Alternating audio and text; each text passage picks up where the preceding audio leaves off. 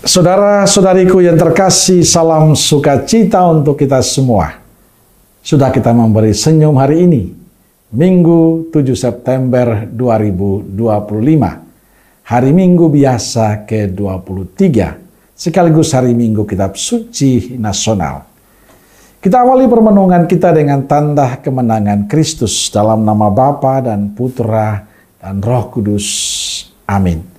Permenungan kita diambil dari Injil Lukas bab 14 ayat 25 sampai 33. Pada suatu kali banyak orang berduyun-duyun mengikuti Yesus dalam perjalanannya.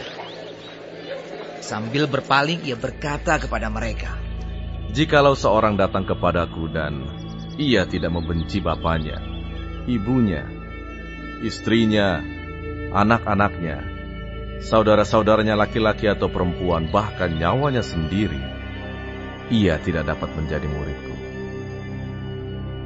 Barang siapa tidak memikul salibnya dan mengikut aku, ia tidak dapat menjadi muridku.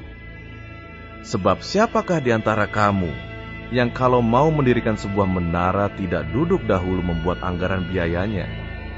Kalau cukup uangnya untuk menyelesaikan pekerjaan itu, supaya jikalau ia sudah meletakkan dasarnya dan tidak dapat menyelesaikannya, jangan-jangan semua orang yang melihatnya mengejek dia sambil berkata, orang itu mulai mendirikan, tetapi ia tidak sanggup menyelesaikannya. Atau raja manakah yang kalau mau pergi berperang melawan raja lain, tidak duduk dahulu untuk mempertimbangkan apakah dengan 10.000 orang ia sanggup menghadapi lawan yang mendatanginya dengan 20.000 orang? Jikalau tidak, ia akan mengirim utusan selama musuh itu masih jauh untuk menanyakan syarat-syarat perdamaian. Demikian pula lah tiap-tiap orang di antara kamu yang tidak melepaskan dirinya dari segala miliknya, tidak dapat menjadi muridku."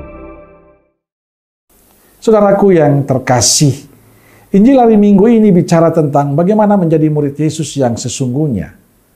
Menurut Injil, menjadi murid Yesus berarti bersedia menderita dan bangkit bersama Yesus. Dalam Injil diceritakan orang-orang yang berduyun-duyun mengikuti Yesus. Ia tahu tidak semua memiliki kesungguhan hati. Mungkin ada yang hanya ingin menyaksikan mujizat. Dan bila mujizat tidak terjadi, mereka tentu akan meninggalkan Yesus. Mereka berhenti mengikuti Yesus. Itulah sebabnya Yesus menantang mereka untuk membenci bapa, ibu, istri, anak, saudara, bahkan nyawanya sendiri, sebagai ujian kesetiaan seorang murid. Jadi murid sejati harus mengutamakan hubungan dengan Yesus. Syarat yang harus dipenuhi memang berat, karena menuntut nyawa sendiri yang harus dikorbankan. Lalu pertanyaan, mengapa Yesus memberi syarat begitu berat? Justru untuk menyatakan bahwa dialah satu-satunya pilihan bagi manusia. Memilih Yesus berarti segala-galanya. Tak ada sesuatu pun yang di dunia ini yang mampu menyainginya, menggantikannya. Dengan meninggalkan segala-galanya termasuk keluarganya, tak ada lagi kekuatan dunia yang menghambat. Ia bebas untuk mempersembahkan segala-galanya kepada Allah demi keluhuran Tuhan dan kesejahteraan sesama. Saudaraku terkasih, terkesan syarat-syarat mengikuti Yesus keras dan berat. Tapi sebenarnya sederhana. Yang dibutuhkan Yesus pada saat kita mengikutinya adalah mencintai Yesus dengan sepenuh hati. Cinta kepadanya harus lebih besar daripada cinta kepada keluarga dan juga pada diri sendiri. Inilah yang menjadi problem bagi kita zaman ini. Kita mengatakan diri kita murid Kristus, tapi cara hidup kita, perilaku kita, sikap kita tidak menunjukkan kalau kita sungguh mencintai Yesus. Kita malas berdoa, kita lebih asik dengan kesibukan kita, bahkan hari Minggu kita lebih asik berpiknik bersama keluarga dan teman-teman kita ketimbang mengikuti perayaan Ekaristi. Kita lebih asik bermain HP saat misa, saat doa. Lalu di manakah rasa cinta kita pada Kristus? Inilah PR kita semua. Bila kita mengatakan kita murid Kristus, tunjukkan itu dalam kehidupan kita. Apakah Yesus menjadi prioritas hidup kita ataukah tidak?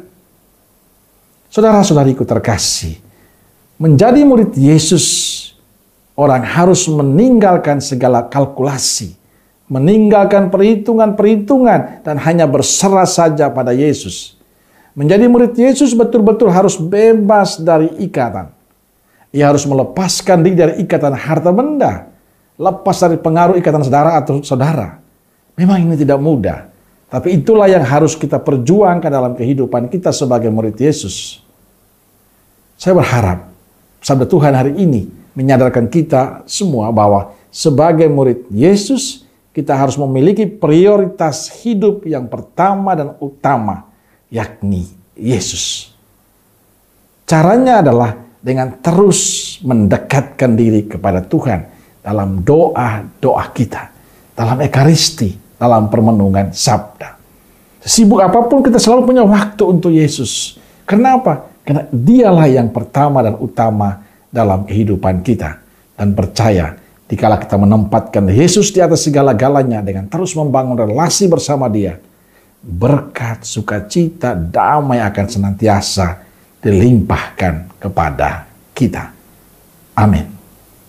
Semoga Allah yang Maha Kasih senantiasa memberkatimu, Bapa, Putra, Roh Kudus. Amin. Keluarga Kudus Nazaret, doakanlah kami. Amin. Berkah dalam.